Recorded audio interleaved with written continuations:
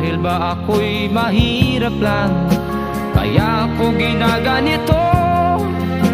Tingin sa akin ay hindi tao, pinaparis sa isang basahan. Madalas akong alipustain, pagkat ako'y nagpawis lang. Di man lang nila iniisip na ako ay nasasaktan.